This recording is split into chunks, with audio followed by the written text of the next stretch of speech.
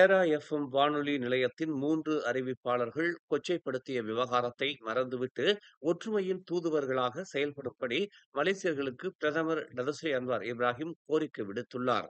ஊடகவியலாளர்களுடன் அண்மையில் நடைபெற்ற நோன்பு துறப்பு நிகழ்ச்சியில் அம்மூவரையும் சந்தித்தபோது அன்வார் இந்த கோரிக்கையை விடுத்தார் என்று அவரின் மூத்த பத்திரிகை செயலாளர் துங்கு நஸ்ருல் அபாய்டா குறிப்பிட்டுள்ளார். தங்களின் அன்றாட பணியின் போது ஒற்றுமையின் தூதுவர்களாக செயல்படும்படி அந்த 3 அறிவிப்பாளர்களுக்கும் அன்வார் அறிவுரை வழங்கினார்.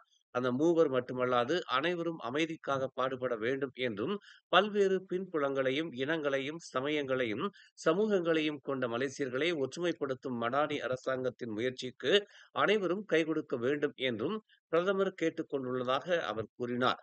இவ்விவகாரத்தை மறந்துவிட்டு மலேசியர்கள் அனைவரும் பரஸ்பரம் மரியாதையுடன் நடந்து வர வேண்டும் என்றும் அவர் கேட்டுக் கொண்டுள்ளார்.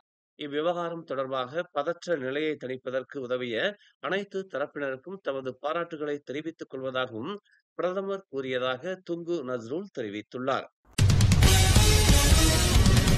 போலியான ஆவணங்களை பயன்படுத்தி குடிமக்கள் அல்லாதாரை மலேசிய குடிமக்கள் என பதிவு செய்து வரும் கும்பலின் நடவடிக்கை குறித்து மலேசிய லஞ்ச ஊழல் தடுப்பு ஆணையமான MACC விசாரணை நடத்தி வருகிறது.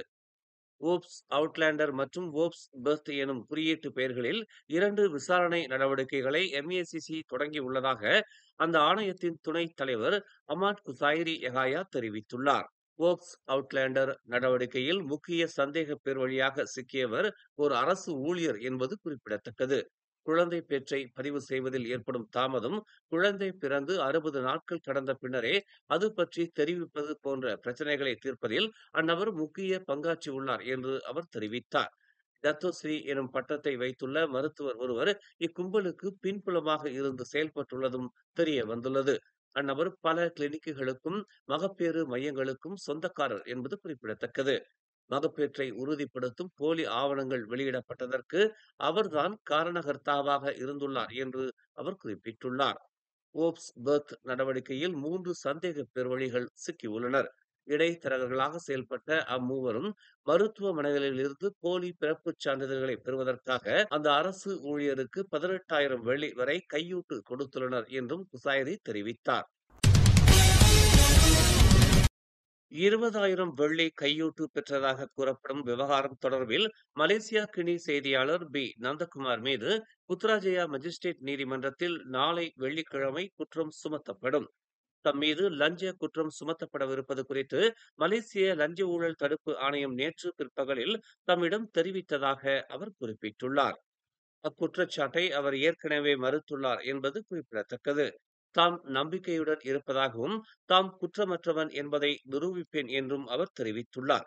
லஞ்ச ஊழல் நடவடிக்கைகளை அம்பலப்படுத்தாமல் இருப்பதற்கு தம்முடைய வாயை அடைக்கும் முயற்சியே இது என்று மலேசியா கினி இணைய பத்திரிகையில் அவர் குறிப்பிட்டுள்ளார்.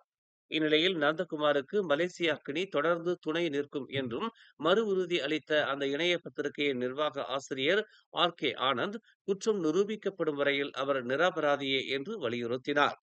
வெளி தரப்பினருடன் உள்நிலை புலன் விசாரணையை தாங்கள் நடத்தி வருவதாகவும், விசாரணையின் முடிவுகள் பகிரங்கமாக வெளியிடப்படும் என்றும் அவர் குறிப்பிட்டார். கடந்த மாதம் 26ஆம் தேதி பண்டார்பாரு செந்தூலில் உள்ள ஒரு அடுக்குமாடி குடியிருப்பின் கீழ்த்தளத்தில் ஒரு பெண் சிசுவின் சடலம் கிடப்பதாக போலீசாருக்கு தகவல் கிடைத்தது. அதன் தொடர்பில் அங்கு விரைந்த போலீசார் சிசுவின் சடலத்தை சவ பரிசோதனைக்காக மருத்துவமனைக்கு அனுப்பினர். இச்சம்பவம் தொடர்பில் போலீசார் மேற்கொண்ட விசாரணையில் 27 வயதான அச்சிசுவின் தாயார் கைது செய்யப்பட்டுள்ளார். இந்த சிசு பிறந்த உடனேயே தொப்புள் கொடி அறுக்காத நிலையில் இந்த அடுக்குமாடி குடியிருப்பில் இருந்து தூக்கி வீசியதை அப்பெண் ஒப்புக்கொண்டதாக போலீசார் தெரிவித்தனர். அந்த பெண் நேற்று காலை கோலாலம்பூர் நீதிமன்றத்திற்கு கொண்டு வரப்பட்டு 302வது பிரிவின் கீழ் கொலை குற்றம் சாட்டப்பட்டுள்ளார். சுமார் 4,168 கிலோ எடை கொண்ட சமையல் எண்ணெய் பறிமுதல் செய்யப்பட்டது தொடர்பில் 6 கைது செய்யப்பட்டுள்ளனர்.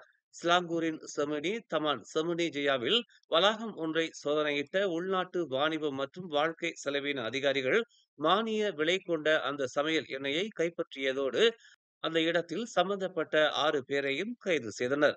இந்த சமையல் எண்ணெய் கொள்கலன்களிலும் பிளாஸ்டிக் பாக்கெட்டுகளிலும் காணப்பட்டன. அந்த எண்ணெய் அங்கிருந்து மற்ற இடங்களுக்கு கடத்தப்படவிருந்தது என்று அந்த அமைச்சின் அமலாக்கத்துறை தலைமை இயக்குனர் டாக்டர் அஸ்மான் அடாம் தெரிவித்தார். கைது செய்யப்பட்ட 6வரில் ஒருவர் மலேசியர் என்றும் மற்ற அனைவரும் வெளிநாட்டு நபர்கள் என்றும் அவர் கூறினார். பறிமுதல் செய்யப்பட்ட சமையல் எண்ணெயின் மொத்த மதிப்பு 40,000 வெள்ளி என்று அவர் தெரிவித்தார்.